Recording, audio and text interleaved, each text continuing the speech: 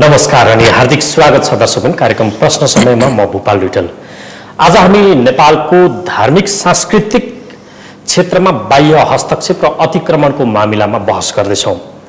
यतिसम्म कि यही असार पहिलो साता सार्वजनिक गरिएको अमेरिकी प्रतिवेदनमा नेपालको धार्मिक मामिला त्यसमा पनि ख्रिस्टियनहरूलाई गरिएको व्यवहारका प्रति उसले असन्तुष्टि प्रकट गरेको छ। यसलाई कतिपयले नेपालमाथिको सांस्कृतिक अतिक्रमण र धर्मान्तरणमा अमेरिकी साथ भनेर पनि टिप्पणी गरेका छन्।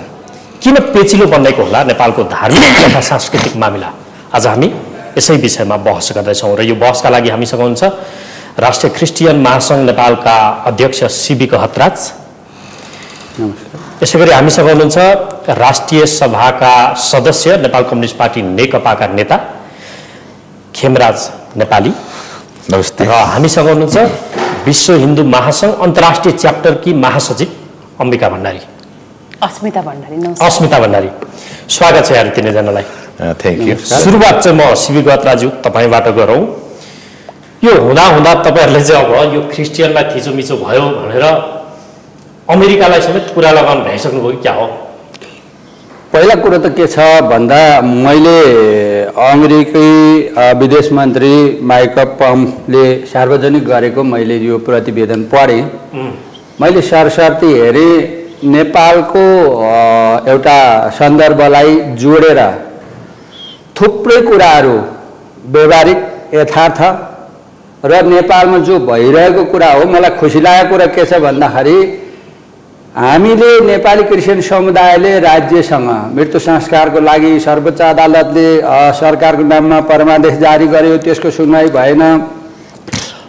एउटा चाहिँ संविधान कानुन अन्तर्गत नै दर्ता भएका सङ्घ संस्थाहरूलाई नवीकरण नगर्ने, परियोजना चाहिँ स्वीकृत नगर्ने भन्ने खालको गैर जिम्मेवारी पूर्ण राज्यबाट भयो।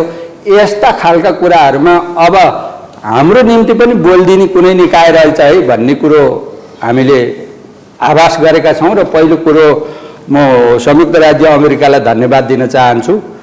र केही कुराहरू चाहिँ यहाँ जोडिएका छन्, जस्तो भारतसँग जोडिएका कुराहरू, हिन्दू राष्ट्रसँग जोडिएका कुराहरू, ती कुराहरू चाहिँ नबोलेको भए अथवा चाहिँ त्यहाँ यो प्रतिवेदनमा नभइदिएको भए अलि व्यवहारिक हुन्थ्यो कि भन्ने मात्रै कुरा हो। कुरा आउँदा ठिक भयो, अर्को पक्षको कुरा आउँदा बेठिक भयो होइन। एउटा यो प्रतिवेदनमा के कुरो यहाँ कसरी जोडिएको छ भन्दाखेरि यो धार्मिक नभएर यो एउटा मानव अधिकारको पर्सपेक्टिभबाट हेरेर यो चाहिँ बनाइएको प्रतिवेदन हो। यहाँ मानव अधिकारको त्यसकारण उसले यो होइन बाबा, हामीले त कुरा लाउने कुरा भएन, कुरा त गर्नु परेको नि त। कुरा तपाईँको आस्था भनेको धर्म भनेको के हो? नागरिकको आस्थासँग जोडिएका कुरा। अहिले तपाईँ नेपालमा हेर्नुभयो भनेदेखि तपाईँको अहिले पनि राष्ट्रिय क्रिस्चियन महासङ्घ नेपालले के भनिरहेछ, सरकारसँग हामीले 6 बुँदे सहमति गरेका छौँ, त्यसलाई नीतिगत व्यवस्था गरौँ, कहाँ कमजोरी भएको छ सच्याउँ, कहाँ कुन कुराहरू करेक्सन गर्नुपर्ने छ त्यसलाई गरौँ। हामी सबै धार्मिक समुदायहरू यो देशको धार्मिक सद्भाव कायम गर्नको लागि राष्ट्रिय क्रिस्चियन महासङ्घ जहिले पनि जहाँ पनि बसेर छलफल गर्न तयार छ। र त्यसमा न्यूनतम मानवाधिकारका कुराहरू छन्, न्यूनतम मानवाधिकारको मृत्यु संस्कारका कुराहरू छन्, हाम्रो धार्मिक गुठीलाई तपाईँको चाहिँ चर्चलाई स्वतन्त्र धार्मिक अधिकार चाहिँ प्रत्यार्जन गर्ने कुराहरू छन्, त्यसलाई व्यवस्थित गर्ने कुराहरू छन्, क्रिस्चियन सङ्घ संस्थाहरू छन्, थुप्रै कुराहरू तपाईँको चाहिँ यसलाई वैधानिक संविधान कानुन लेखको मूल्य मान्यताभित्र रहेर गर्नुपर्ने कुरा राज्यले दायित्व पुरा गरिरहेको छैन। अनि त्यस्तो अवस्थामा अनि यसलाई कुरा लायो भन्नुभन्दा पनि यो यथार्थ कुरो त आउँछ नै हुन्छ नै। यो नलाइकन आयो कि लाएर आयो सोधेको के होइन, कुरा त गर्नु पर्यो। गरेपछि अहिले हामी टेलिभिजनमा नि त छलफल गरिरहेछौँ नि त, कसैले सुन्यो भन्दैमा कुरा लाग्यो भन्न मिल्छ? यो त सत्य तथ्य कुरो त भन्नै पर्यो। केही बेरमा आउँछु। अब चाहिँ म माननीय खेमराज नेपालज्यू तपाईँसँग आउँछु। के साँच्चै थिचोमिचो गरिरहेको हो यो सरकारले अल्पसङ्ख्यक जाति, धर्म वा संस्कृतिका पक्षधरलाई, त्यसमा पनि अझ बढी क्रिस्चियनहरूलाई? त्यस्तो होइन। होइन अनि यो के भएको त? बिल्कुल होइन। म भन्छु शक्तिशालीहरूले गर्ने एउटा प्रोसेस हो। अमेरिका भनेको संसारको सर्वाधिक शक्तिशाली राष्ट्र हो, देश हो, मुलुक हो। जहिले पनि तपाईँहरूलाई थाहा छ, हामीलाई थाहा छ, शक्तिका केन्द्रहरूले अरूलाई फुटाउने, अरूलाई विभाजन गर्ने र त्यसमा आफ्नो प्रभुत्वलाई केही स्थापित गर्ने, यो एउटा उनीहरूको चाहना अनुसार आएको कुरो हो। हाम्रो कानुनले के व्यवस्था गरेको छ भने धर्मनिरपेक्षताको त व्यवस्थै गरेको छ। राष्ट्र देश कुनै धर्मको हुँदैन भनेर भनिएको छ। धर्मप्रति हेर्ने दृष्टिकोण व्यापक बनाएको छ हैन। अनि त्यहाँ एउटा कुरो चाहिँ के हो भने धर्म कुनै पनि धर्म परिवर्तन गराउन दबाब दिनु हुँदैन, लोभ लालच गराउनु हुँदैन, कुनै खास खालको चाहिँ व्यवहार गर्नु हुँदैन भनिएको छ। अब त्यहाँ काहीँ कतै त्यस्तो व्यवहार भयो भने त्यो त कानुनले छोड्दैन, त्यो राज्यको कर्तव्य हो। कानुनको परिपालन गर्नु भनेको राज्यको कर्तव्य हो। बाँकी स्मूथली निर्वाध भावनाले धर्म भनेको के हो भने धारण गर्ने हो, धारण गर्ने धर्म हो। धर्मको कुनै अर्को कुनै अर्थ कुनै परिभाषा छैन। कसैले सहजताका साथ प्रेमले स्वीकार्छ, त्यो धारण गर्छ भने त्यो ओके, त्यसलाई राज्यले निर्वाध त्यो व्यवस्था गरेछ दिन्छ, तर त्यसले जबरजस्ती गर्नु हुँदैन। होइन, मैले तपाईलाई सोधेको थिचोपिचो छैन, बिल्कुल छैन। उहाँ स्वयं अमेरिकाले जे सार्वजनिक गर्यो एकदम यथार्थ सार्वजनिक एउटा कुरो हुँदा यतिसम्म कि माननज्यू 7 समुद्र पारीको त्यो देशले यसरी सार्वजनिक रूपमा प्रतिवेदन निकालिसक्यो। सरकार खण्डन मण्डन गर्नुपर्छ भन्ने पनि आवश्यक ठान्दैन, हजुर स्वीकारेको हो। त्यो स्वीकार्नु जरुरी नै छैन, किनभने सत्यता छैन। तपाईँलाई म एउटा कुरो भन्छु, नेपाल जस्तो मुलुकहरू जहाँ कैयौँ संस्कृतिहरूको एउटा के भने कोलाज, सांस्कृतिक रङहरूको एउटा कोलाज हो नेपाल भनेको, कैयौँ के भने भाषा भाषीहरूको एउटा संयुक्त ठाउँ हो। यो विविधताभित्रको एकता हामी खोजिरहेका छौँ र त्यो हामीले मेन्टेन गरेका पनि छौँ। तर समस्या कहाँनिर छ भने अतिक्रमण चाहिँ हामीले पटक पटक, यद्यपि हामी यो गाउँदेखि सुरुदेखि नेपालको इतिहासको पहिलो दिनदेखि हामी सार्वभौम छौँ, तर कतिपय सामाजिक सांस्कृतिक कुरामा हामीले अतिक्रमण बेहोरिरहेका छौँ। यो अमेरिकाले निकालेको प्रतिवेदन सार्वजनिक यो पनि अतिक्रमण म भन्दैछु हेर्नुहोस्, सबैभन्दा टचिङ मान्छेलाई भित्र दिलमा मनमा छुने कुरो भनेको सांस्कृतिक पक्ष हो। शक्तिहरूले, शक्ति केन्द्रहरूले सांस्कृतिक रूपमा चाहिँ प्रभुत्व जगाउने, सांस्कृतिक अतिक्रमण गर्ने यो चालहरू चलिरहेको छ। मलाई के लाग्छ भने यो प्रतिवेदन अमेरिकाले के आधारमा निकाल्यो मलाई थाहा छैन, मैले पनि पढेँ, तर मलाई के लाग्छ भने सांस्कृतिक अतिक्रमणको अर्को एउटा श्रृङ्खला हो यो। बिल्कुल हो, किनभने हामीले देखेका छौँ। हामी यद्यपि यहाँ सुन्नु, यद्यपि म पर्सनली म धर्मनिरपेक्षित मान्छे हुँ, म कुनै धर्म धारण पनि गर्दिनँ र कसैलाई म गाली पनि गर्दिनँ, म सबैलाई सम्मान गर्छु। तर के छ भन्नुहुन्छ भने इतिहासदेखि हेर्नुहोस् न, क्रिस्चियन धर्म, इसाई धर्म हामीले सम्मान गरेको धर्म हो। हामीले सम्मान आउँछु माननज्यू, तपाईँ भन्दै हुन्छ यो सांस्कृतिक अतिक्रमणको एउटा रूप हो भन्नुभयो नि। बिल्कुल, मैले अतिशयोक्ति त मैले बुझेको कुरो त्यही हो, अतिरञ्जना पनि होइन यो, डेफिनेटली होइन। अनि सरकारी स्तरमा यसको खण्डन मण्डन आवश्यक छैन त? त्यसो भए मैले यो सोध्दैछु, अब सरकारले के धारणा, कागजका अगाडि झुक्ने अवस्था यो सरकारले मैले बुझेको छैन। सरकारले मैले अहिले चाहिँ यो केस मैले सोधेको पनि छैन होइन, सरकारसँग मैले इन्टरेक्सन गरेर पनि आइन। अब त्यहाँ के भइरहेछ पछिबाट बुझौँला, तर यो खण्डन गर्नुपर्ने विषय चाहिँ हो। हस्, तपाईँसँग के बेरमा आउँछु। अस्मिताजी, म तपाईँसँग आएँ। यो नेपालको हिन्दू राष्ट्र नेपाल भन्ने खोसिएदेखि त तपाईँहरू के न्यु पाउँ त्यसपछि न्यु खोजौँ भनेर बसिराख्नु भएको थियो क्या, र यस्ता प्रतिवेदन सार्वजनिक भएपछि त खुचिङ अब न्यु खोजौँ भन्ने भयो होला तपाईँहरूलाई, होइन? त्यस्तो होइन। के हो त?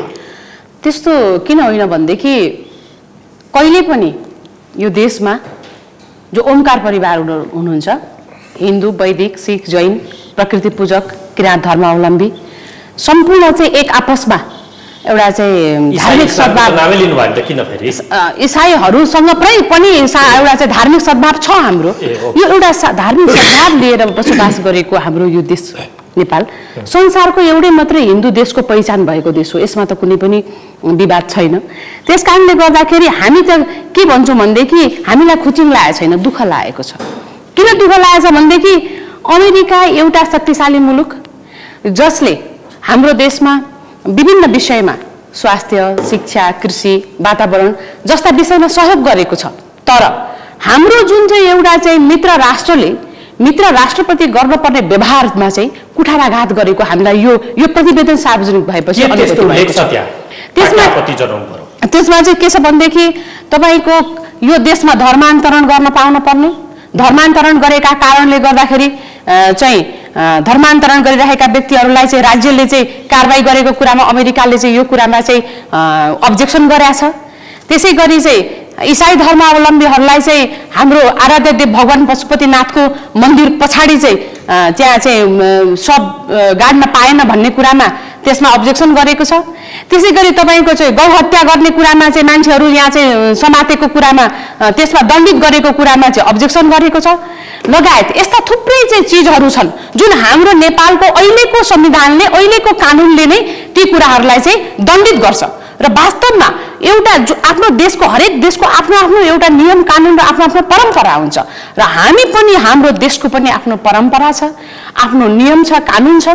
र अहिले जसले धर्मान्तरण गरिराखेका छन्, अघि हाम्रो गहतराजीले भन्नुभयो चाहिँ के भन्दाखेरि एउटा चाहिँ धार्मिक सद्भावको कुरा उहाँले भन्नुभयो, त्यो धर्मान्तरण धार्मिक सद्भावसँग छैन के, त्यसले चाहिँ त्यो धर्मान्तरण उहाँले म भन्दिनँ, जसले चाहिँ यहाँ धर्मान्तरणका निम्ति सबभन्दा बढी पैसा कसले खर्च गरिरहेछ त? विदेशीहरूले गरि नै रहेछन् त। कुन धर्मका लागि? इसाई धर्मका लागि। यसमा त सबै कुरा हो नि, यसमा त दुई मत छैन। एउटा कुरा नि यो प्रतिवेदनका प्रति आपत्ति त तपाईँले जनाउनुभयो र मानवजीले भन्नुभयो यो सांस्कृतिक अतिक्रमणको एउटा श्रृङ्खला हो भने भन्नुभयो। एक हिसाबले सोच्नु भने स्वाभाविक होला नि, तपाईहरू अल्पसंख्यक धार्मिक सम्प्रदायका प्रति शत्रुको जस्तो व्यवहार गर्नु छैन। मानव अधिकारका खातिर पनि उसले त्यो बोल्नु स्वाभाविक होइन। मानव अधिकार भन्नु र तपाईको धार्मिक सद्भाव भनेर धर्मान्तरण गर्न त पाइएन नि। धर्मान्तरण गर्नु र धार्मिक सद्भाव भनेको त डिफरेन्ट कुरा हो नि, फरक कुरा हो नि। र यो कुरामा मलाई एउटा कहाँनिर चाहिँ दुःख लागेछ भनेदेखि यसै गरिकन जसरी नेपालप्रति चाहिँ अमेरिकाले यो प्रतिवेदन सार्वजनिक गर्यो, त्यसै गरी भारतप्रति पनि यो प्रतिवेदन सार्वजनिक गरेको छ यस्तै विषयमा। त्यहाँ मुसलमानहरूप्रति चाहिँ ज्याजती भयो, हिन्दू धर्मावलम्बीहरूले यसो गरे भनेर भनेको छ। तर त्यो देशको सरकारको लेभलबाट यो कुरामा चाहिँ कमसे कम त्यसमा चाहिँ केही कुराहरू आएको छ, त्यसमा रेस्पोन्स भएको छ। तर मलाई एउटा कुरा दुःख लाग्यो, हाम्रो देशको सरकारले किन यो कुरामा चाहिँ रेस्पोन्स गर्न सकेन? यस्तो यो त दुःखदायी कुरा हो नि। कमसे कम एउटा मित्र राष्ट्रले अर्को मित्र राष्ट्रको चाहिँ एउटा कूटनीतिक सम्बन्धलाई पनि विचार नगरिकन त्यो देशको चाहिँ नीति नियम कानुनमाथि यो त सिधा हस्तक्षेप हो नि। त्यसमा मलाई दुःख लागेको छ। यो मानव अधिकारको सवाल होइन, धर्मान्तरण आस्थामाथिको प्रहार। एकदमै। म गतराज्यू तपाईँसँग आउँछु। धर्म परिवर्तन गराउने जबरजस्त प्रलोभनमा पारेर अनि मानव अधिकारको कुरा गर्ने सुहाउँछ। म नम्बर 1 मा के भन्न चाहन्छु भन्दाखेरि यो एउटा अमेरिकाले गरेको सार्वजनिक गरेको प्रतिवेदनमा यसलाई कुनै पनि एउटा चाहिँ सांस्कृतिक हस्तक्षेप भन्ने कुराको म पहिलो कुरो म यसको आपत्ति जनाउन चाहन्छु। किन भन्नुहुन्छ भन्दाखेरि अघि नै हाम्रो भण्डारीजीले भन्नुभयो यो पशुपति पछाडि चाहिँ समाधि स्थलको कुरा जोड्नुभयो, त्यो मृत्यु संस्कारको कुरा। 2064 सालमा म आफू नयाँ संविधान समितिको चाहिँ क्रिस्चियन सुझाव समितिको महासचिव हुँदा त्यतिखेर त्यहाँ गोविन्द टन्डनजी चाहिँ त्यहाँको सदस्य सचिव हुनुहुन्थ्यो। त्यो मैले निरीक्षण गरेर डाक्टर 45 सालमा डाक्टर मिलेन्द्र रिजाल चाहिँ संस्कृति मन्त्री हुँदाखेरि यो विश्व सम्पदा सूचीमा परेको पशुपति विकास क्षेत्रलाई चाहिँ चियानघारी बनाउनु हुँदैन, अन्यत्रै समाधि स्थलको व्यवस्था विभिन्न धर्मावलम्बीलाई गर्नुपर्छ है भनेर मैले हस्ताक्षर गरेको प्रतिवेदन अहिले त्यो संस्कृति मन्त्रालयमा छ। हामी त्यो पशुपति विकास क्षेत्र एरियालाई हामी एउटा चाहिँ पर्यटकीय क्षेत्रको रूपमा विकास गर्न चाहन्छौँ, त्यसलाई समाधि स्थल बनाउन हामी चाहँदैनौँ। राज्यलाई हामीले त्यो भनेका थियौँ। तर हजुरहरू जस्तो मिडियाले के बोलिदिनु भयो भन्दाखेरि ल पशुपतिमै क्रिस्चियनहरूले चाहिँ मागे खोजे, यो बिल्कुल गलत कुरा हो। नम्बर 1 कुरा। दोस्रो कुरो म तपाईँलाई अलिकति क्लियर के भनौँ भन्दाखेरि कूटनीतिक सम्बन्ध जस्तो अमेरिका नेपाल, भारत नेपाल, चाइना नेपाल कूटनीतिक सम्बन्ध र कानुन नियम भने त सबैको बराबरी होइन। भारतमा उत्तर प्रदेशको मुख्यमन्त्री योगी आदित्यनाथले खुला नेपाललाई हिन्दू राष्ट्र बनाउनु पर्छ भन्दा चाहिँ धार्मिक सांस्कृतिक अतिक्रमण भएन। अमेरिकाले भएकै घटना त्यहाँ त्यो प्रतिवेदनमा तपाईँ हेर्नुहोस्, त्यहाँ विभिन्न ठाउँमा के भनिएको छ भन्दाखेरि त्यहाँ फलानु अदालतले फैसला गरेको छ, फलानु चौकीले यसरी छोडेको छ, सबै कुरोको त्यसको प्रुफ समेत दिएर प्रतिवेदन लेखेको छ। त्यो चाहिँ कसरी अतिक्रमण भयो? त्यो बिल्कुल यसमा चाहिँ यसरी हामीले बुझ्नु हुँदैन। म के कुरो अनुरोध गर्न चाहन्छु भन्दाखेरि 2068 को तथ्याङ्कले स्वीकार गरेको 10 वटा धर्मावलम्बी, अझ 2टा बढी छ, त्यहाँ 12 वटा धर्मावलम्बीहरूको यो सबैको देश हो। सबैको धार्मिक सांस्कृतिक अभ्यास गर्ने तरिकाहरू फरक फरक खालका शैलीहरू छन्। त्यसमा हिन्दूको, मुस्लिमको, बुद्धिस्टको आफ्नो तरिकाहरू होलान्। सबैले समान ढङ्गसित त्यसको संरक्षण गर्न पाउनु पर्दछ र त्यसमा नमिलेका कुरा बसेर हामी छलफल गर्नु पर्दछ। यसरी तपाईँको चाहिँ कुनै पनि एउटा प्रतिवेदनलाई लिएर यो जस्तो अमेरिकाले बोल्या चाहिँ अतिक्रमण हुने, भारतले बोल्या चाहिँ त्यो के हुने, प्रेम हुने, यसरी हामीले बुझ्नु हुँदैन। जबरजस्त धर्म परिवर्तन गराउनु पर्छ। म भन्छु म अलिकति तपाईँलाई प्रश्न बनाऊ। नेपालको संविधानले मैले पटक पटक भन्ने गरेको छु, सोधेको गतराज्यू जबरजस्ती धर्म परिवर्तन त्यही भन्छु। नेपालको संविधानले त प्रष्ट रूपले 3टा अधिकार दिएछ। नागरिकले धर्म अवलम्बन गर्ने, अवलम्बन भनेको अपनाउने, त्यसका अभ्यासहरू गर्ने, त्यसका संरक्षण गर्ने 3टा अधिकार संविधानले प्रष्ट रूपले दिएको छ। र धर्म परिवर्तनलाई यहाँ कहाँनिर ट्विस्ट गरेर घुमाइदिएर एउटा भ्रम सिर्जना गरिदिएछ भन्दाखेरि चाहिँ जबरजस्ती कि सोही इच्छाले धर्म परिवर्तन त परिवर्तन जबरजस्ती गर्ने हो कि गराइने हो कि अथवा चाहिँ सोही इच्छाले गर्ने हो, त्यहाँ मुख्य कुरो फरक छ। संविधानले सोही इच्छाले नागरिकले धर्म त मान्न पाउनु पर्यो, छान्न पाउनु पर्यो, त्यो विश्वव्यापी मानवाधिकारको घोषणा पत्रमा उल्लेख गरेको कुरा म तपाईँलाई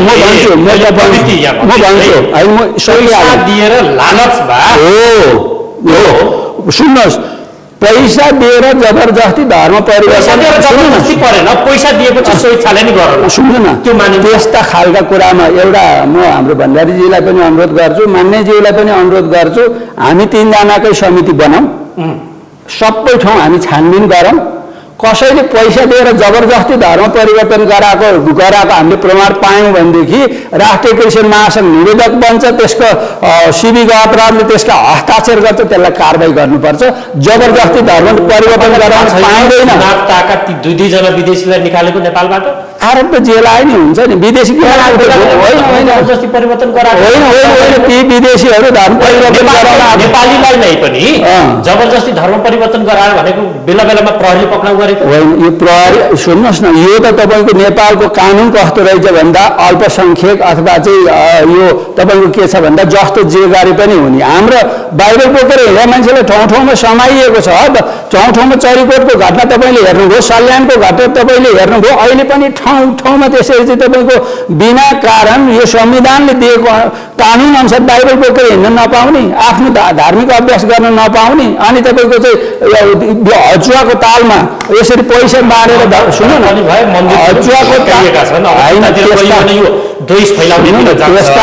त्यस्ता खालका सुन्नुहोस् पुलिसले त आरोप जे लगाउँदा नि भयो। तपाईँले भन्नुभयो त्यो तर्क त मैले माने नि, ल एकछिनलाई मान्नु। प्रहरीले पनि जे पाए कानुन आफ्नो हातमा लिएर त्यो गर्न खोज्यो। तथ्यले नि यो तथ्य सन् 2001 को जनगणना अनुसार चाहिँ इसाई धर्म मान्नेको संख्या 0.5% रहेछ। त्यो भनेको 1,13,000 हाराहारी रहेछ। 11 मा 1.4% अर्थात् 3,73,000 पुगेछ, जुन जनगणनाको वृद्धि दर भन्दा बढ्ता छ। जबकि जनसङ्ख्याको वृद्धि दर 1.35 छ, क्रिस्चियनको वृद्धि दर 1.40 छ। अस्वाभाविक होइन, त्यो स्वाभाविक होइन। त्यो के हो भन्दाखेरि होइन, त्यो तथ्य गलत त होइन। त्यतिखेरको अवस्था के थियो भन्नुहुन्छ भन्दा खुलेर म क्रिस्चियन हो भन्न सुन्नु न, म खुलेर क्रिस्चियन हो भन्न सक्ने अवस्था त्यतिखेर थिएन। धर्मशास्त्र बोकेर हिँड्न सक्ने त्यतिखेर अवस्था थिएन। 2011 को कुरा गर्नुहुन्छ भनेदेखि म तपाईँलाई एउटै मात्रै उदाहरण दिन चाहन्छु। म सिन्धुपाल्चोक माङ्खा गाउँ विकास 5 नम्बर वडा हो, म काठमाडौँ बस्छु। त्यहाँ के लेखिरहेको छ भन्दाखेरि सिबी गहतराज चाहिँ हिन्दू भनेर राइट लगाइदिएको छ, मलाई थाहा छैन। यसो गरी सङ्कलन गरेको तथ्याङ्कले तपाईँको चाहिँ कसरी यहाँ 10% क्रिस्चियनहरू छन् नेपालमा, हामीले डराउनु पर्ने ढाट्नु पर्ने कुरा छैन। यहाँनिर यही पनि तथ्य आधारहीन छ, बढिसके भन्दा पनि छ नै, पहिल्यैदेखि छन्, हुँदै आएको छन्। त्यसले गर्दाखेरि हामीले यस्ता कुराहरूलाई के हो भन्दाखेरि एउटा विवादको रूपमा ल्याउनु भन्दा पनि म त प्रष्ट रूपले के भन्न चाहन्छु भन्दा नेपालको संविधान अनुसारै एउटा धर्मनिरपेक्षतालाई संस्थागत गर्ने नयाँ मोडेल तयार गरेर सबै धर्मावलम्बीको सम्मान गर्ने खालको एउटा मोडेल तयार गरौँ र त्यहाँ आफ्ना सबैको रीतिरिवाजहरूको संरक्षण हुने काम गरौँ। एकमा अर्कालाई चित्त नबुझेको कुरोलाई आरोप प्रति आरोप भन्दा पनि एउटा छलफल र बहस गरेर त्यसलाई चाहिँ टेङ्ग्याउँ र एउटा धार्मिक सद्भाव कायम गरेर एउटा साझा फुलबारीको रूपमा यो देशलाई विकास गर्नुपर्छ। तपाईँहरू कुरा लाउनुहुन्छ अमेरिकालाई प्रतिवेदन निकाल भन्नुहुन्छ, कसरी सद्भाव हुन्छ? होइन, यो यसरी कुरा लाएको यसलाई तपाईँको चाहिँ अलिकति शैली बदलौँ। साथीलाई म अनुरोध पत्रकारज्यूलाई के भन्न चाहन्छु भन्दा यथार्थ कुरो अहिलेको होइन, उहाँ भन्नुहुन्छ मानव अधिकारको विषय र सांस्कृतिक अतिक्रमण धार्मिक अतिक्रमण, तपाईँ भन्नुहुन्छ मानव अधिकार विषयान्तर होला कि जस्तो पिर लाग्यो, जबरजस्ती धर्म परिवर्तन गराउनु कसरी मानव अधिकार फेरि हुँदाहुँदा यतिसम्म गहतराज्यू सार्वभौम संसद जसले कानुन बनाउन स्वतन्त्र छ त्यसले बनाएको कानुनमाथि समेत त्यो प्रतिवेदनले बोलो धावा होइन। यो फौजदारी संहिता मुलुकी ऐनको फौजदारी संहितामा फौजदारी विधेयकको धारा 58 मा त हामीले त्यो विधेयकै संशोधन गर्नुपर्छ भन्ने कुरा उठायो। योले मानवाधिकारको उल्लङ्घन ठिकै गरे हो त, उसले के गरे आएर संशोधन त गरे होइन त, यसो गर्दा राम्रो हुन्छ सुझाव दिएको उसले के गर्यो? ठिक छ, म तपाईँसँग के गरेर आउँछु, म माननज्यू तपाईँसँग आउँछु। उहाँहरूको यस्तो असन्तुष्टि त्यसमाथि अमेरिकाले त मसला थप्दै जस्तो काम गरेको छ, यदि यो समस्या हो भने त समाधान गर्नुपर्थ्यो होला नि। मानव अधिकारको मामला छ। अब एउटा कुरो के छ भने मानव अधिकारको कुरो धर्ममा पनि आउँछ, हाम्रो चाहिँ उहाँले भनेको कुरो पनि बेठिक होइन। धर्म म स्वेच्छाले कुनै धर्म अवलम्बन गर्छु त्यो मैले पाउनुपर्छ होइन, तर जबरजस्ती गर्नु हुँदैन। मेरो स्वेच्छाले मेरो इच्छाले म कुनै धर्म अवलम्बन गर्छु भने त्यहाँ मलाई निर्वाध स्वीकृति दिनुपर्छ, त्यो वातावरण बनाइदिनुपर्छ। एकछिन यदि त्यहाँ अवरोध भयो भने त्यहाँ मेरो मानव अधिकार पनि हनन भयो, मेरो इच्छा पनि कुण्ठित भयो। तर कसैले जबरजस्ती धर्म रूपान्तरण गर्ने धर्म परिवर्तन गर्ने काम गरियो भने त्यहाँ पनि मानव अधिकारको हनन पनि भयो, त्यहाँ जबरजस्ती खालको। जबरजस्ती भएको कुराको प्रमाणित कसरी दिने? उहाँले त आरोप भन्दै हुनुहुन्छ। है त्यो त अब अहिलेसम्म त्यो आरोप प्रमाणित भएको छैन। हेर्नुहोस्, जहाँ जे कारबाहीहरू भएको छ, सरकारले भनेको छ, राज्यले भनेको छ, जबरजस्ती धर्म परिवर्तन गरिएको छ, त्यो होइन भने हुँदा त्यो ट्रेन्ड देखिएको पनि छ। यद्यपि म इसाई धर्मप्रति म सम्मान गर्छु, म कुनै धर्मप्रति मेरो पूर्वाग्रह छैन। तर इसाई धर्मले नै के गरेको छ भन्नुहुन्छ भने इसाई धर्मावलम्बीहरूले सिङ्गो धर्मको कुरो गर्दिन। नेपालमा जसले इसाई धर्म अवलम्बन गर्नुभएको छ, प्रचार गर्नुभएको छ, त्यसमा लाग्नु भएको छ, उहाँहरूले धर्म बिल्कुल धर्म मात्रै होइन, धर्म सँगसँगै राजनीति पनि बोकेर हिँड्नु भएको छ। तपाईँलाई म एउटा कुरो के भनौँ भने मैले भने युरोपियन कन्ट्रीहरूले, अमेरिका, युरोपहरूले जहिले पनि धर्मलाई राजनीतिको एउटा अस्त्र बनाएको छ। त्यहाँ तपाईँ पढ्नुहोस् इसाई धर्मका केही पुस्तकहरू, सबैभन्दा बढी कम्युनिस्ट पार्टीलाई, संसारका कम्युनिस्टहरूलाई उसले गाली गरेको छ, राजनीतिक विचारलाई गाली गरेको छ, उसको कट्टर विरोध गरेको छ। भरेपछि इसाई धर्म मात्रै होइन, त्यो सँगसँगै राजनीति पनि छ, त्यो बुझ्नुपर्छ कि। तर अब यता उहाँ म्याडम हुनुहुन्छ, हाम्रो यो नेपालमा हिन्दू धर्म हिन्दू राष्ट्र हुनुपर्छ भनेर भन्नुहुन्छ। हिन्दू रिलिजनमा यद्यपि म धर्म मान्दिनँ, हिन्दूलाई पनि हिन्दू एउटा दर्शन होला, जीवनलाई कसरी सजिलो हुन्छ त्यसरी के भने जीवनलाई निर्देशित गर्ने कुनै एउटा त्यो दर्शन हो। त्यो हिन्दू दर्शन पनि यति कट्टर भयो कि, यति कट्टर, यति अति हिन्दूवाद चाहिँ विकसित गर्न खोजिराख्नु भएको छ, विकसित भइरहेछ। यसले पनि आम तलका के भने नेपाली जनताहरूलाई हिन्दू धर्म अथवा हिन्दू दर्शन, हिन्दू व्यवहार, हिन्दू त्यो अनेक रूप धारण गरेर हिँड्छन् नि, यति टुपी पाल्ने, यत्रो के चन्दन लाउने, यत्रो जनै लाउने, के लाउने, यो वेशभूषाले पनि मान्छेलाई इरिटेट बनाउँछ। विभेद गरेको छ। संसारमा सबैभन्दा विभेद कसले गरेको छ भन्दा कि हिन्दू दर्शनले गरेको छ, हिन्दू मान्यताले गरेको छ। महिलामा विभेद गरेको छ, दलित भनेर एउटा समुदायलाई दलित बनाइदिएको छ। हेर्नुहोस्,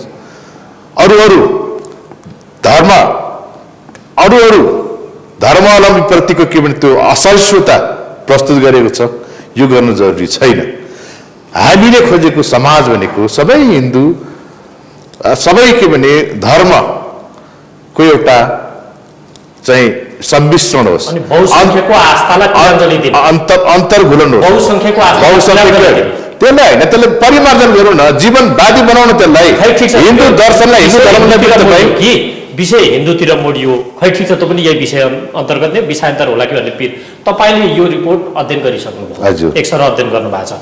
त्यो रिपोर्टको आशय कता हुन्छ? तपाईँले अघि धार्मिक सांस्कृतिक अतिक्रमण भन्नुभयो, धर्मान्तरणका लागि अमेरिकी साथ भन्यो भने सायद त्यो हाम्रो आन्तरिक मामला हो। हाम्रो आन्तरिक अर्को देशले मुलुकको आन्तरिक मामिलामा यो हकको टिप्पणी सही छ? बिल्कुल सही छैन त म भन्दैछु। यो हाम्रो आन्तरिक मामला हो। हामीले यहाँ झगडा गरौँ, यहाँ मिलौँ, यही गर्छौँ हामी। बाहिरका देशले किन टिप्पणी गर्नुपर्ने? हाम्रो आन्तरिक मामिलामाथि यो हस्तक्षेप सही होइन, राम्रो होइन पनि। हामीले पटक पटक सांस्कृतिक सामाजिक उपनिवेश खेप्दै आएका छौँ। अनि कहिले बोल्छ सरकार यसमा? तपाईँ एउटा सत्तारूढ दलको नेता पनि हो नि त। अब पनि त सरकारै होला नि त, बोलिरहेछ त। अब सरकारी स्तरबाट औपचारिक धारणा अब त्यो चाहिँ अब कहिले गर्छ म पनि भन्छु, सरकारलाई भोलि गएर भन्छु। हुन त धर्मनिरपेक्ष मुलुक बनाइयो, सबैलाई समन्याय, समधार्मिक हिसाबले हेर्नुपर्छ। तपाईँले भन्नुभयो झुकाव चाहिँ तपाईँहरूको कता कता हिन्दू राष्ट्र नेपालकै प्रति छ, आरोप त छ, मेरो सत्ताको कट्टरता छ, अति हिन्दूवाद छ। त्यसैले संविधानमा पनि धर्मनिरपेक्ष हामीले ल्याएको नयाँ ऐन गत वर्षको भदौबाट आएको त्यो ऐनले के भन्दो रहेछ भने कसैले लेखेर वा वचनले त कुरै छाडो, आकार वा चिन्हद्वारा कुनै जाति सम्प्रदाय वा वर्गको धार्मिक भावना आघात परे 20,000 रुपियाँ वा 2 वर्ष वा दुवै सजाय हुन सक्नेछ। यो लक्षित चाहिँ यो क्रिस्चियन प्रति होइन, गलत सबैतिर। त्यो हिन्दूमा पनि हुन्छ। हिन्दूहरूले पनि जबरजस्ती कसैलाई पनि हिन्दू बनाउँछु भन्यो भने उनीहरूलाई पनि हुन्छ, कारवाही हुन्छ। कानुन त समान हो नि त, सबैको हो नि त। हाम्रो कानुनले, हाम्रो संविधानले समस्त भनेको छ, समान भनेको छ, समष्टि भनेको छ, तल या माथि यो वा त्यो भनेको छैन। हस्, तपाईँसँग के गर्न आउँछु अस्मिताजी, म तपाईँसँग आउँछु। हजुर, भारतको उत्तर प्रदेशको मुख्यमन्त्रीले नेपाल हिन्दू राष्ट्र हुनुपर्छ भन्दा धार्मिक सांस्कृतिक अतिक्रमण नहुने, हजुर, अमेरिकाले प्रतिवेदन सार्वजनिक गर्दा सांस्कृतिक अतिक्रमण भयो, उहाँको प्रश्न थियो। ठिक छ, गतराजीको प्रश्नप्रति मेरो जवाब छ। भारतसँग के छ भनेदेखि हाम्रो हिन्दू धर्म दर्शनको कुरा गरिरहेको छु नि त मैले त। त्यस कारणले गर्दाखेरि हाम्रो हिन्दू धर्म संस्कृति, हाम्रो प्रथा परम्परा, हाम्रो पूर्वीय दर्शन चाहिँ हाम्रो भारतवर्षसँग पनि अनुनासिक छ के, यो कुरा बुझ्न पर्यो। जस्तो हाम्रो चाहिँ भारतसँग होइन, हाम्रो मैले भन्दैछु के भन्दाखेरि हाम्रा जति पनि धार्मिक भारतसँग अनुनासिक छ, तर हामी भारत हौ भने होइन। कसले हो भनेको छ र? कसले हो भन्यो? अनि किन तपाईँ अनुनासिक छ? त्यसरी त्यो सम्बन्ध अनुनासिक छ, धार्मिक आध्यात्मिक सम्बन्ध अनुनासिक छ। र त्यो सम्बन्धका आधारमा हाम्रो चाहिँ जति पनि मठहरू छन्, 4 मठहरू छन्, हाम्रा देवालयहरू छन्, जस्तो हाम्रो केदारनाथदेखि लिएर हाम्रो चाहिँ पशुपतिनाथदेखि लिएर मुक्तिनाथसम्मको हाम्रो सम्बन्ध छ। त्यसै गरी अयोध्यादेखि लिएर हाम्रो जानकीसम्मको हाम्रो चाहिँ सम्बन्ध छ होइन। त्यसै गरिकन चाहिँ हाम्रा चाहिँ जति पनि चाहिँ 4 धामहरू छन् र आदि शङ्कराचार्यका जति पनि मठहरू छन्, ती मठहरू भारतवर्षमा छन्। त्यस कारणले भारतले चाहिँ अथवा भारतका मुख्यमन्त्रीले चाहिँ त्यो कुरा एउटा हिन्दू र उहाँ चाहिँ के हो भनेदेखि गोरखनाथ पीठको उहाँ एउटा पीठाधीश पनि हो। त्यस कारणले उहाँले चाहिँ एउटा एज ए हिन्दू उहाँले चाहिँ नेपाल संसारको एउटै मात्रै हिन्दू देशको पहिचान भएको मुलुकलाई फेरि हिन्दू देशै हुनुपर्छ भन्नु कुरै पनि यसमा चाहिँ त्यत्रो आपत्ति जनाउन पर्ने म चाहिँ देख्दिनँ। अब उहाँले अमेरिकाले त्यो प्रतिवेदन सार्वजनिक गर्दाखेरि उहाँले त्यसलाई धन्यवाद दिनुहुन्छ र अमेरिकाले सिधै के भनेको छ भनेदेखि यो देशका अहिलेका लिडरहरू, यो अहिलेको राज्य सञ्चालकहरू र अहिलेको चाहिँ जुन यो चाहिँ हाम्रो यहाँको संविधान छ, यो सम्पूर्ण चाहिँ हिन्दूवादी छ, यो हुनु हुँदैन भनेर प्रतिवेदन गर्छ उसले है। त्यस पछाडि अब उहाँले के भन्नुहुन्छ भनेदेखि त्यो चाहिँ उहाँहरूका लागि स्वागत योग्य भयो। तर एउटा हिन्दू जुन हाम्रो अयोध्यादेखि लिएर मैले अघि नै भने गोरखनाथ पीठ भनेको त हाम्रो हिन्दू धर्मको एउटा उच्चतम पीठ हो र त्यो पीठको पीठाधीश पनि हुन् नि त के अरे युपीका मुख्यमन्त्री त। भनेदेखि उहाँले त्यो भन्नु कुनै आश्चर्यजनक कुरा होइन। एउटा हिन्दूले त्यो स्वेच्छा प्रकट गर्न सक्छ, त्यो स्वाभाविक कुरा हो। त्यसै गरिकन जस्तो उहाँले धर्मान्तरण भएको छैन भन्नुभयो, धर्मान्तरण चाहिँ स्वेच्छाले भएको छ, स्वेच्छाले धर्म परिवर्तन गरेछन् भन्नुभयो, म प्रमाण दिन सक्छु। यति धेरै के छ प्रमाण भन्नुहोस्। हेर्नुहोस्, शिक्षाको नाममा, स्वास्थ्यको नाममा, सञ्चारको नाममा यहाँ क्रिस्चियनिटी कसरी भित्रिएको छ अघि मान्यज्यूले पनि भन्नुभयो। क्रिस्चियनिटी चाहिँ एक हातमा बाइबल एक हातमा पैसा सँगसँगै भित्रिएको छ के। त्यस कारणले गर्दाखेरि यी कुराहरूलाई त्यति साह्रै चाहिँ हामीले हल्का रूपमा लिन मिल्छ जस्तो मलाई लाग्दैन। र अस्मिताजी यो बताउनुहोस् त, संसारको यसो अध्ययन गरेको संसारको 34% भन्दा बढी चाहिँ क्रिस्चियन नै रहेछन्। दुनियाँभरमा बहुसङ्ख्यक रहेका उनीहरू नेपालमा बढ्दा चाहिँ नेपाललाई टाउको दुखाइ के? किन टाउको दुखाइ किन छैन? हेर्नुहोस्, संसारमा कति क्रिस्चियन मुलुकहरू छन् र संसारमा कति चाहिँ तपाईँको मुस्लिम मुलुकहरू छन् भनेदेखि संसारको एउटै मात्रै पूर्वीय दर्शन र पूर्वीय सभ्यता बोकेको हाम्रो देश नेपाल हिन्दू देशको पहिचान बोकेको मुलुक हो। त्यो भनेको हाम्रो एउटा परम्परा, हाम्रो संस्कृति, हाम्रो मैले तपाईलाई सोधेको प्रश्न क्रिस्चियनको संख्या बढ्दा टाउको दुखाइ के? किन टाउको दुखाइ छैन त? उहाँहरूले जुन ढङ्गबाट हामीले यो भनाएन, क्रिस्चियनहरू यहाँ पहिला पनि थिए, हाम्रो सामाजिक सद्भाव पहिला पनि उहाँहरूप्रति थियो र वसुदैव कुटुम्बकमको एउटा उच्च भावना हाम्रो पहिला पनि थियो र अहिले पनि छ। तर अहिले जसरी अब यो विदेशीको चाहिँ जसरी चाहिँ अहिले चाहिँ हस्तक्षेप यहाँ सुरु भयो, त्यसले गर्दाखेरि हेर्नुहोस् क्रिस्चियनिटीको नाममा यहाँ भोलि चाहिँ ठुलो चाहिँ जब तपाईँको चाहिँ धार्मिक विद्रोह हुन सक्छ।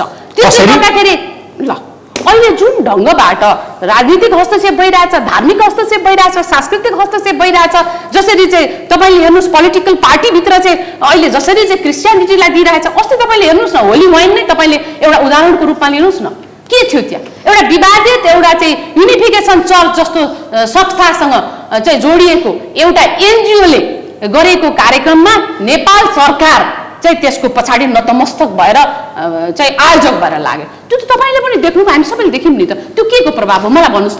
अनि यसले हुने कालान्तरमा समस्या के? मैले यो सोध्दैछु तपाईँलाई, हामी कुन अवस्था पुग्छौँ? भोलि त मुलुक डर के को होइन, डर त यसले त हेर्नुहोस्, यसले त हाम्रो धार्मिक सांस्कृतिक आध्यात्मिक सम्पूर्ण कुरालाई ध्वस्त गर्छ। यसले मुलुकलाई नै चाहिँ अप्ठ्यारोमा लैजान्छ। गत्रजी त्यस्तो गर्न खोजे तपाईँहरूले? होइन, यसमा दुई तिनवटा कुरा म क्लियर गरौँ। पहिलो कुरो, नेपालको संस्कृतिलाई नेपाली क्रिस्चियनहरूले राम्रोसित बुझेका छन् र राम्रोसित बुझे। तर उहाँले के भन्नुभयो सुन्नुभयो नि तपाईँले? मान्यले के भन्नुभयो? धर्मसँगै इसाईकरण भनेको राजनीति हो, कति लाभ लिनु भएको छ? होइन, मैले मान्यज्यूको विषयमा अहिले मैले के पनि भन्दिनँ, किन भन्दाखेरि उहाँहरू एउटा राज्य सरकार र त्यसमा पनि मान्यले त भन्नुभयो, एउटा गम्भीर आरोप लगाउनु भयो, इसाईकरण भनेको धर्म मात्र होइन राजनीति पनि हो, कति लाभ लिनुभयो? जवाफ दिनु पर्यो नि। होइन होइन, उहाँ कुरा यसो छ, एउटा के हो त स्वीकार्ने? होइन स्वीकार्ने होइन, त्यो होइन। कुरा के छ भन्दाखेरि मान्यज्यूको विषयमा, नेपाल सरकारको विषयमा अहिले म के पनि भन्न चाहन्न। किन भन्दाखेरि अहिले म्याडमले भन्नुभयो होली वाइनको विषयमा राष्ट्रिय क्रिस्चियन महासङ्घले चर्को रूपले यो क्रिस्चियन होइन, क्रिस्चियनको कलङ्क हो, बदनाम गरिरहेको छ भन्दा सरकार सहआयोजक बनेर चाहिँ यत्रो विश्वलाई एउटा भ्रममा सिर्जना गरिदियो। त्यतिखेर मान्यज्यू कहाँ हुनुहुन्थ्यो मैले थाहा पाइनँ। सुन्नु न, अब अर्को कुरो के छ भन्दाखेरि नेपालको संस्कृतिलाई संरक्षण गर्ने कुरा, जगेर्ना गर्ने कुरा, त्यसका सम्मान गर्ने कुरामा नेपाली क्रिस्चियनहरू एकदमै सचेत छन्। र सचेत भए कहाँ सचेत? शिक्षाको नाममा, सञ्चारको नाममा, अनेक के नाममा, आइएनजिओ एनजिओको नाममा लगानी गरेर धर्मान्तरणमा लागे, देशको सोसाइटी सखात गर्न लागे उहाँको आरोप। त्यसरी बुझ्नु हुँदैन। म तपाईँलाई तपाईँकै उदाहरण दिन्छु, यो टाई नेपालको संस्कृति हो। होइन, यता नजानु कुरा चाहिँ त्यता नजानु भन्नुहुन्छ। नेपालको संस्कृति नेपालको संस्कृति भनेको के हो? अहिले तपाईँको नेपालको संस्कृति, नेपालको पहिचानमा हामी उत्तिकै सचेत छौँ। तर यहाँनिर कुरा के भएको छ भन्दाखेरि सबैजना एउटा चाहिँ तपाईँको चाहिँ कागले कान लग्यो भन्दा हावामा लो यहाँ परिवर्तन गर्यो, यहाँ खतम भयो, यहाँ सिद्धियो। म सबै टेलिभिजन हेरेर रहेका नेपाली दाजुभाइलाई म विश्वास दिलाउन चाहन्छु, ढुक्क भएर तपाईँहरू बस्नुहोस्, हामी बसेर छलफल गर्न तयार छौँ। र अघि म्याडमले अलिकति नभने भए राम्रो हुन्थ्यो, धार्मिक दण्डको कुरा ल्याउनुभयो। नेपालमा धार्मिक दण्ड गर्नुपर्ने जरुरी छैन र नेपाली क्रिस्चियन त सबै नेपालका धर्मावलम्बीहरूलाई प्रार्थना गरिरहेका छन्। हामी त धार्मिक दण्डको पक्षमा छैनौँ, सामाजिक सद्भावको पक्षमा छौँ, हामी त न्यायको पक्षमा छौँ। हामी उच्च उहाँहरूलाई सम्मान गर्छौँ, उहाँहरूले पोषण गर्ने हो धार्मिक दण्ड। मलाई थाहा छैन यो प्रकारको तपाईको प्रतिवेदन आएपछि यसले के गर्छ भन्नुस् त? सुन्नुहोस् न, यो प्रश्न तपाईँ यो कूटनीतिक सम्बन्ध अमेरिकाको र भारतको फरक छ, सद्भाव भन्ने कुरा हुन सक्छ। म तपाईँलाई एउटा उदाहरण, आज बिहान मैले भारतको संविधान पढ्दै थिएँ, राष्ट्रलाई गुहारेर यस्तो लेखिदियो उस्तो गरिदियो आग्रह गर्ने। सुन्नु न, भारतको संविधान मैले पढ्दै थिएँ, भारतको संविधानको प्रस्तावनामै धर्मनिरपेक्ष छ र त्यसमा 79% हिन्दू धर्मावलम्बी छन् र नेपालमा भन्दा 1000 गुणा मन्दिरहरू भारतमा छ। यदि मन्दिरहरू छ कि भारतलाई हिन्दू राष्ट्र बनाए हुँदैन? किन त्यहाँको मुख्यमन्त्रीले नेपालमा एउटा चाहिँ भ्रम सिर्जना गरिदिने, नेपाललाई उचालिदिने, झन् एउटा सामाजिक सद्भाव खलबल्याइदिने यस्ता खालको हस्तक्षेप गर्न पाइन्छ? त्यसले गर्दाखेरि म त अहिले पनि के भन्छु भन्दाखेरि यो प्रतिवेदनका सबै कुरो ठिक छ भन्ने कुरा भन्दा पनि कतिवटा ठिक छ, प्रतिकूल हुने बित्तिकै बेठिक भयो। मैले भन्न खोजेको कुरो के हो भने भारतका मुख्यमन्त्रीले जे कुरो गरे त्यो पनि साह्रै ठुलो आपत्तिजनक र खेदजनक नै हो। त्यो हामीलाई सही हुँदैन। हाम्रो आन्तरिक कुराहरू, हाम्रो आन्तरिक मामिलामा बाह्य हस्तक्षेप र बाह्य टीका टिप्पणी हामीलाई कहिले सही हुँदैन। एक दोस्रो कुरो, राम्रो कामको लागि राम्रो मान्नुपर्छ। इसाईहरूले पैसै लिएर आए पनि कमसेकम पढ्न नसकेका विद्यार्थीहरूलाई पढाएका त छन्। यद्यपि उनीहरूको त्यो भित्रको अन्तर उद्देश्य अर्कै हो, क्रिस्चियनिटी बनाउने नै हो, ठिक छ एकछिन। तर हाम्रा उहाँहरूले हिन्दू धर्मका नाममा अहिलेसम्म कुनै स्कुल खोल्नु भएको छ? बरु क्विन्टल चामल पोलेर सखाप गर्नुभएको छ। गरिबले खाने चामलहरू आस्थाका नाममा। कमसेकम यी यस्ता खालका अन्धविश्वास, शास्त्रीय जडताबाट त मुक्त हुनु पर्यो नि, परिमार्जन हुनु पर्यो नि, नयाँ कुराहरूको अनुभूति दिलाउनु पर्यो नि समाजलाई। जीवनलाई सजिलो बनाउने हो क्या? जेसुकै होस्, तपाईँ धार्मिक कुरा गर्नुहोस्, सांस्कृतिक कुरा गर्नुहोस्, राजनीतिकै कुरो गर्नुहोस्, जम्मा जम्मी सार भनेको के हो भने जीवनलाई तपाईँले कसरी सजिलो बनाउनुहुन्छ त्यो बनाउने कुरो हो। हामी यो धर्मका बारेमा साह्रै डिबेटै नगरौँ। हामी धार्मिक सहिष्णु होइन, डिबेट त हामीले कहाँ गरेको? अर्को देशले डिबेट गर्ने बाटो बनाइदियो र पो त। हामी हाम्रो के भने आन्तरिक मामलाले हामीले चाहिँ बसेर छलफल गरेर हामी समाधान गर्न सक्छौँ। हामीसँग धार्मिक सहिष्णुताको मात्रा भयङ्कर छ। हामी युगौँदेखि धार्मिक सहिष्णुता, सांस्कृतिक अन्तर्गुलन, एक खालको के भने सद्भाव, मिठो मायालु सद्भाव चाहिँ जवाफ नै यस्तै होला माननज्यू। खै ठिक छ, म तपाईँसँग केही बेरमा आउँछु। अस्मिताजी, जडता, हिन्दू धर्मभित्रको जडताबाट बाहिर निस्किनु पर्दैन? एकदमै पर्छ। विकर्षण त त्यहाँ पनि छ। एकदम मान्यज्यूको कुरासँग म उहाँको कुरालाई स्वाभाविक ठान्छु। उहाँले क्रिस्चियनले राम्रो गरे भनेर प्रे गर्नुभयो, उहाँले के कुरालाई समर्थन गर्नुहुन्छ मलाई थाहा छैन। तर शिक्षा दियो रे, राज्यको कर्तव्य के हो? यो लोकतन्त्र हो कि होइन? क्रिस्चियनलाई यहाँ आएर उहाँ अब एउटा अहिलेको चाहिँ पार्लियामेन्टको उहाँ मेम्बर हुनुहुन्छ र सरकार अहिले 2/3 छ। त्यो सरकार भनेको कम्युनिस्टको सरकार छ जसले धर्मै मान्दैन, होइन? त्यस कारणले उहाँहरूसँग बढी अपेक्षा गर्न त म सक्दिनँ। तर चाहिँ के हो त भन्दाखेरि राज्यको एउटा दायित्व हुन्छ र हिन्दू धर्मभित्र जडता छ तपाईँले भन्नुभयो। तर जुन किसिमको विगतमा थियो त्यो अहिले धेरै मान्छेहरूमा चेतना आइसकेका छ र त्यहाँभित्र भएका कुरीति कुसंस्कारहरूलाई पनि त्यसबाट बिस्तारै बिस्तारै त्यो आफसे आफ हटेर जाँदैछ र हट्दैछ। हेर्नुहोस्, यो देशमा 100 वर्ष अगाडि सती प्रथा थियो, त्यो आफै हटेर बिस्तारै गयो कि गएन?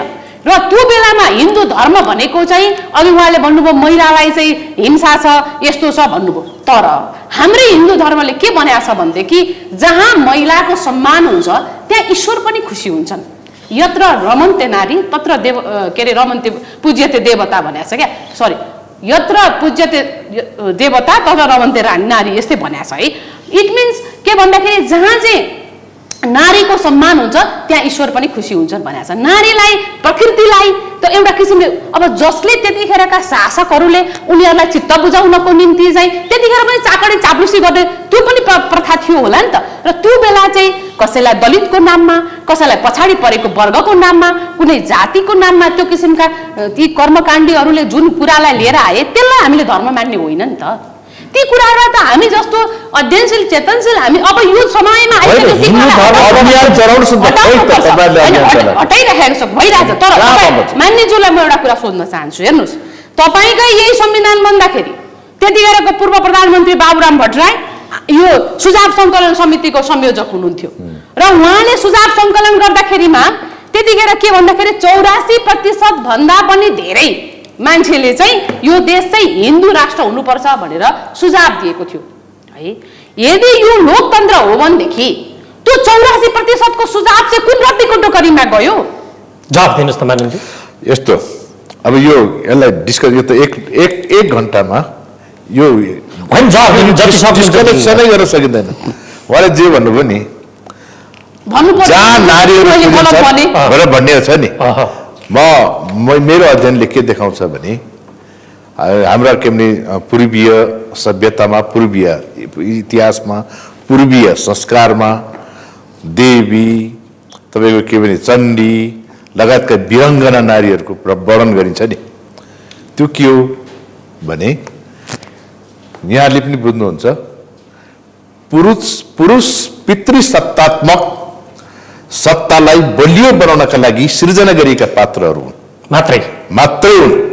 यहाँ चाहिँ के भने यो शास्त्रले आस्थामाथि महिला बाबा अध्ययन त देखाउँछ नि कस्तो कुरा गर्नुहुन्छ। शास्त्र त त्यही हो नि त। यो शास्त्रले यसरी के भने महिलाहरूलाई अगाडि बढाउँछ भन्ने भ्रममा नपरौँ। तर एउटा कुरो चाहिँ के हो भने एउटा स्पष्ट म तपाईँलाई बोल्छु, कम्युनिस्ट सरकारले धर्मको विरोध गर्दैन, इसाईको पनि गर्दैन, मुस्लिमको पनि गर्दैन, बुद्ध त हाम्रै के भने अब यो जीवन दर्शन हो, अहिले हिन्दूको पनि गर्दैन। तर त्यो धर्ममा भएका कट्टरताहरू, त्यो धर्मभित्र रहेका के भने अन्धविश्वासहरू, कुरीति कुप्रथाहरू छन् भने त्यसको चाहिँ विरोध गर्नुपर्छ। र तपाईँहरू हिन्दू धर्मलाई के भने को अभियानमा लाग्नु भने म यहाँहरूलाई म भन्छु हिन्दू धर्मलाई प्रगतिशील बनाउनुहोस् न। को इसाईमा जान्छ?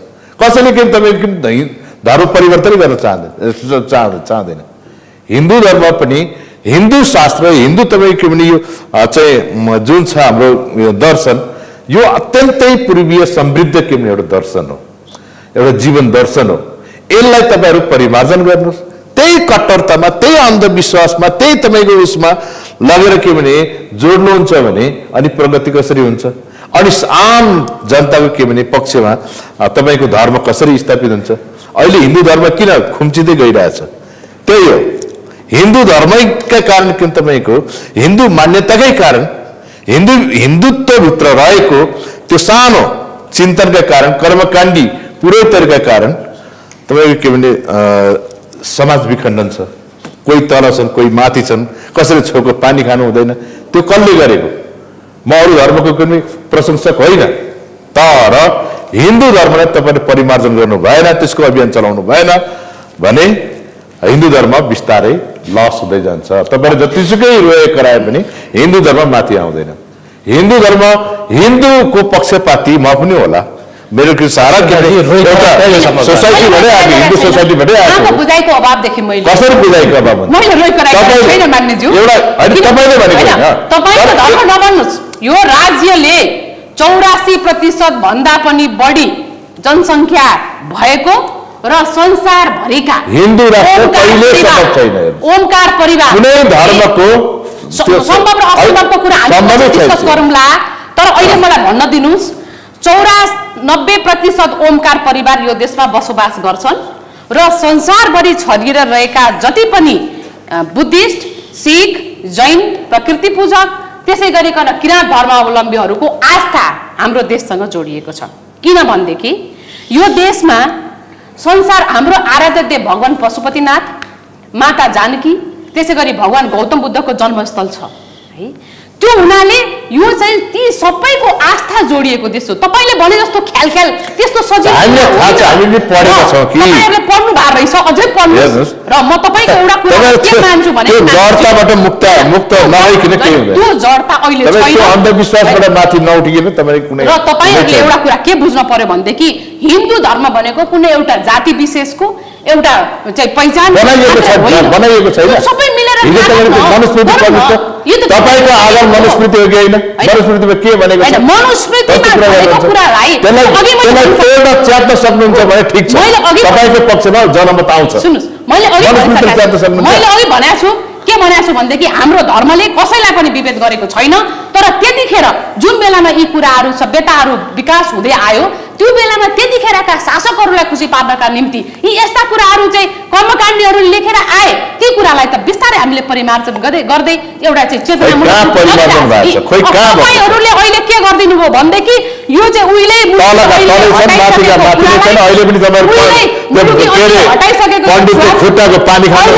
तपाईँ खानुहुन्न, कसैले खाँदैन। छुवाछुत जुन थियो त्यो छुवाछुत उहिले समावेशीको नाममा यति तिमी कामी, यति दमाई, यति दलित, यति मुसलमान, यति के जाति भनेर फेरि त्यसलाई इस्टाब्लिस गरिदियो। तपाईको यो हिन्दूवाद वास्य गनायो है। त्यसकारणले गर्दाखेरि राम्रोसँगले आफूलाई हेर्नुस् कि आफूलाई किन बनाउँदैन? त्यो त तपाईहरुलाई बनाइहाल्यो हैन, यो राज्यलाई गनाइराखेको छ। जब राज्यले नै विगतका राज्य व्यवस्थाले बनाउँदैन, राज्यले नै कानुन बनाएर विभेद गरिसकेपछि अहिलेको राज्यले त्यसलाई किन सुधारेको? कानुन बनाएको हो नि। हाम्रो हिन्दू धर्म भनेको हाम्रो राष्ट्रियतासँग गाँसिएको कुरा हो मान्यज्यू। सुन्नु, तपाईको राष्ट्रियता धर्मसँग सम्बन्धित हुँदैन। किन तपाईले राष्ट्रियता हुँदैन? तपाईले किन राष्ट्रियता धर्मसँग सम्बन्धित हुँदैन? राष्ट्रियता अर्को एउटा आस्था हो। त्यही त, त्यसैले गर्दाखेरि तपाईको अघि तपाईले भनिसक्नुभयो एउटा हातमा बाहिर एउटा हातमा चाहिँ राजनीति। त्यो के हो? त्यो राजनीति आएको छ, इसाईहरूले त्यो राजनीति यहाँ ल्याएका छन्। संसारभरि त्यो राजनीति फैलाइरहेको छ। उनीहरूले आफ्नो प्रभुत्वलाई सांस्कृतिक रूपमा विभिन्न ठाउँमा स्थापित गर्नका लागि उनीहरूले त्यो प्रयास गरेका छन्। इसाईहरूले नाममा ल्याइरहेको राजनीतिलाई अब तपाईहरुको हेर रोक्नु त्यही रोक्नका लागि मैले उहाँलाई अनुरोध गरेको। उहाँहरू सुनिवान त रोकिन्छ एकदम। हिन्दू दर्शनलाई समृद्ध बनाउनुस्, प्रगतिशील बनाउनुस्, सबैको बनाउनुस्, कुनै खास जातको पण्डितको मात्र नबनाउनु। बनाएकै छैन। किन बनाएको? बुझाइ न अब। कसरी बनाएको? तपाईमा संकीर्णता छ नि। तपाईले एउटा पढ्नु भएको छ, हामीले पनि पढेका छौँ। मैले भन्छु अहिले तपाईले मनुस्मृति च्यातेर फ्याँकेर हिँड्नुस्, जलाउनुस्, अहिले तपाईलाई म मान्छु। सक्नुहुन्छ? अब अहिले यहाँ स्टुडियोमै गर्ने कुरा त आएन, यस पछाडि उहाँसँग बसेर छलफल गरौँला, सल्लाह गरौँला। हामीले धार्मिक रूपमा जुनसुकै धर्मलाई पनि नेपालमा के भने बास छ, छुट छ। तर के छ भने कट्टरता र अतिवाद जसले यो देशमा क्रिस्चियनिटी भित्रायो, जसले यो देशमा धर्मान्तरण भित्रायो, त्यो अतिवादी हो। त्यो हिन्दूवादीहरूलाई अतिवादी नभन्नुस्। हिन्दूवादीहरू सहनशील छन्। अतिवाद संसारमा कायम टिकेको छैन, त्यसको ठुलो के भने इतिहास पनि छैन। अब यसो गरौँ त, त्यसैले अतिवाद हिन्दू धर्मलाई समृद्ध नबनाउँदाको फाइदा त इसाईहरूले लिएर आएर छन्, सुध्रिने कि नसुध्रिने? सुन्नुहोस् न, हिन्दू धर्म आफैमा समृद्ध छ। आज हाम्रो देशमा अहंकार हो के? यो अहंकार हो देशमा।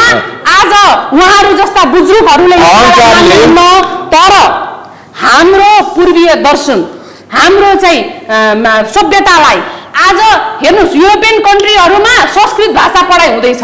किन पढाएको? त्यो नपढाए हुन्थ्यो नि।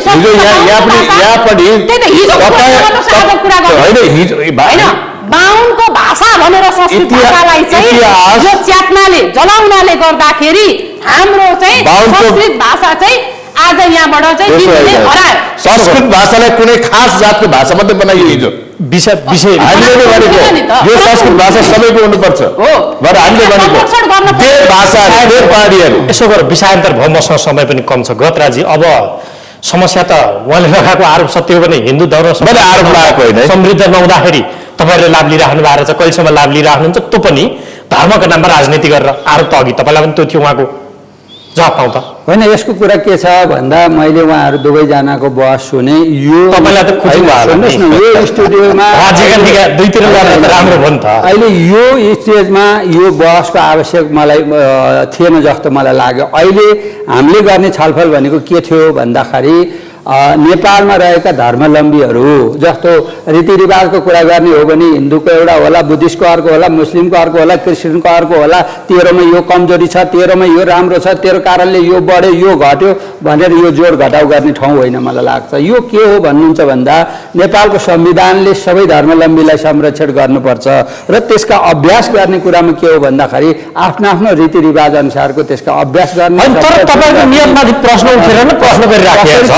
प्रश्न उठ्यो उहाँले भाषा धर्म संस्कृति हुँदा हुँदा राष्ट्र खत्तम पार्ने नियतमा तपाईँ राष्ट्र खत्तम पार्यो भनेर तपाईँको चाहिँ त्यसको के हो त? खत्तम भनेको के भएको छ त? अहिले उहाँले आरोप लगाइराख्नु छ, उहाँले लगाइराख्नु सुन्नु भयो होइन? त्यो उहाँहरू त के हो भन्दाखेरि भन्या बेलामा भनिदिउँ न भन्नुभयो होला। खत्तम कहाँ भयो त? के भयो त भन्नु पर्यो नि त। यहाँ भन्यो नियत त्यस्तो जोडियो न। अब होइन त्यसरी नेल्सन मण्डेलाले भने दिव्य बारे तपाईँले याद गर्नु भएको छैन? त्यस्तो त म हजार भनिन्छ। यहाँ उहाँहरूले किन आग्रह त्यस्तामा गोराहरू आए, हेर्नुहोस् गोराहरू आएर के गरे भन्ने तपाईँलाई थाहा छ नि त्यो? होइन, मलाई थाहा छ राम्रोसित। त्यस्तै पाराले यो देशलाई अलिकति यहाँ तपाईँहरूलाई के कुरा म आग्रह गर्न चाहन्छु भन्दाखेरि अहिले तपाईँको गोराले के भन्यो, फलानाले के भन्यो भन्ने समय होइन। अहिले विषय गोराले भन्दै आएको हो। यो विषय त गोराले भन्दै आएको होइन। गोराले भनेको कुरामा तपाईँहरूले बनाएको विषय हो कि यो जरुरी छैन। यसो बोल्न मिल्छ देशको नागरिक त्यसो भन्न मिल्छ होइन? गैर जिम्मेदारी कुरा होइन। यो त कुनै प्रतिवेदन न हो। प्रतिवेदन मित्र राष्ट्रप्रति र सरकार भन्ने कि त्योभन्दा ठुलो भारतको मित्र राष्ट्र नहुने, अमेरिकाको मित्र राष्ट्र हुने। भारत र अमेरिकाको उत्तिकै अधिकार होइन, चाइनाको उत्तिकै अधिकार। तपाईँ जे भन्नु यो जे गरेर अमेरिकाले जुन बाटो तपाईँलाई अवलम्बन गर्नु ठिक हो? सुन्नुहोस्, होइन यो जवाब दिनुहोस् न। जुन बाटो तपाईँलाई अवलम्बन खालको धार्मिक विभेद भएको छ, जुन खालका मानवाधिकारको उल्लङ्घन भएको छ, त्यो तथ्य नेपालमा भएका घटनाहरू यहाँ समावेश भएको छ। मैले अघि नै भने कतिवटा कुरा नबोलेको भए राम्रो हुन्थ्यो। म फेरि दोहोऱ्याएर भन्छु। म अर्को कुरा यहाँ के भन्न चाहन्छु भन्दाखेरि अहिले नेपालमा धर्मनिरपेक्ष घोषणा भइसकेको छ। यो सबै जाति भाषा धर्मको आफ्नो आफ्नो अधिकारको त्यसलाई संरक्षण गर्ने अधिकार सबैलाई छ। त्यसलाई तपाईँको हामी सबै मिलेर आरोप प्रत्यारोप गर्ने कुरा भन्दा पनि अब कसरी यो मुलुकलाई समृद्ध बनाउन सकिन्छ, कुन धार्मिक समुदायको भूमिका के हुन सक्छ, आफ्नो तर्फबाट हामी के गर्न सक्छ, त्यसका लागि तपाईँ पहिलो यो प्रतिबद्धता जनाउनुहुन्छ। धर्मका नाममा नेपाल छिर्ने काम तिमीहरू नगर भन्नुहुन्छ।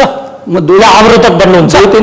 म दुई तिनवटा कुरा भन्छु। यो सोधेको उत्तर दिनुहोस्। होइन, म तपाईँलाई उत्तर दिन्छु कि उत्तर दिँदा चित्त बुझ्ने गरी दिनु पर्यो नि। छिटो दिनुहोस्। चित्त बुझ्ने गरी दिनलाई यहाँ सुन्नुहोस्। अहिले सोधे प्रश्न सुन्नुहोस् है। मैले सुनिसकेँ। ल जवाब दिनु न। ल मैले सुनिसकेँ। ल तपाईँले अर्को के सोध्नु भन्नुहोस्। होइन, ल तपाईँ भन्नुहुन्छ सबै मिलौँ, सबै मिलेर बसौँ, धर्मनिरपेक्ष देश भइसक्यो भन्नुहुन्छ। धर्मका नाममा विदेशी छिर्ने र नेपालमा खेलोफड्को गर्ने बाटोबाट अन्त्यको लागि तपाईँ अन्त्यको लागि सुन्नुहोस् भन्नुहुन्छ। बाटोबाट अन्त्यको लागि क्रिस्चियनले मात्रै होइन, हिन्दूले नि गर्नु पर्यो, मुस्लिमले नि गर्नु पर्यो। सोधेको त अहिले त सबैजनाले गरौँ न। यहाँ कुन धर्मको कति विदेशी थाहा छ नि त्यो कुरो? कुन धर्मले हिसाब राखेको छ नि? सबै धर्मका छन् त। धर्मको नाम तपाईँको चाहिँ यहाँ धर्मगुरु एउटा देशबाट अर्को देश जान पाउँदैन। त्यसले गर्दाखेरि यो धार्मिक कुरालाई लिएर राष्ट्रिय अन्तर्राष्ट्रिय कुरोलाई जोड्नु हुँदैन। यो मैले अहिले पनि दोहोऱ्याएर भन्छु। यहाँ तपाईँको हिन्दूका पनि विदेशी धर्मगुरु आउन सक्छन्, मुस्लिमका आउन सक्छन्, बुद्धिस्टका आउन सक्छन्। धर्मका नाममा विदेशी आएर खेलोफड्को गर्ने अवस्था रोक्नका लागि तपाईँ के गर्नुहुन्छ? के खेलोफड्को कुरै भयो भने खेलोफड्को पनि त्यसमा त त्यसको पनि परिभाषा होला नि त। के हो त खेलोफड्को भनेको? धर्ममा, संस्कृतिमा, होइन शिक्षामा अतिक्रमण गरेन न। त्यो संस्कृतिमा समय परिवर्तनशील छ, मान्छे परिवर्तन चाहन्छ। हेर्नुहोस् है, यो अहिले जे जति कुराहरू भइरहेको छ आरोप मात्रै, दोष मात्रै क्रिस्चियनलाई लगाइएको हो। यहाँ तपाईँको चाहिँ यो कुनै पनि यो क्रिस्चियन समुदायलाई त्यसरी तपाईँको चाहिँ बुझाइमा मात्रै समस्या भएको हो। यस्तो तपाईँलाई धन्यवाद मानन्छु। तपाईँबाट टुङ्ग्याउँछु। राजनैतिक दलहरूले सृजित गरेको धर्म संस्कृतिको मामिला यो मिलेर बसेका थिएन विगतमा। बिल्कुल। यसलाई सुल्झाउनुहुन्छ कसरी? एकदम छोटो यसलाई कसरी सुल्झाउनु पर्छ भने हामीले देखेको सपना समाज कस्तो हुनुपर्छ भने मेरो सानो उदाहरण दिन्छु। होइन उदाहरणतिर नजान्न, समय पनि छैन। समय ट्याक्क 2 मिनेटमा सक्छु। 2 मिनेट पनि छैन, 1 मिनेटमा सक्छु।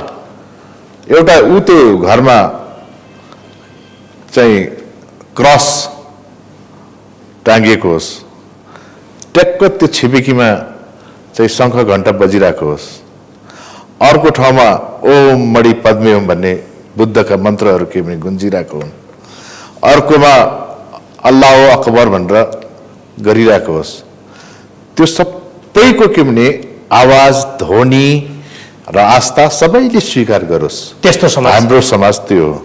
त्यसको लागि मैले फेरि अर्को, त्यसको लागि के गर्नुपर्छ भने नेपालको सन्दर्भमा भन्ने हो भने, नेपाली समाजको सन्दर्भमा भन्ने हो भने यहाँको संस्कार, यहाँको संस्कृति र स्थापित के भने दर्शन भनेको हिन्दू दर्शनै हो, हिन्दू धर्म नै हो।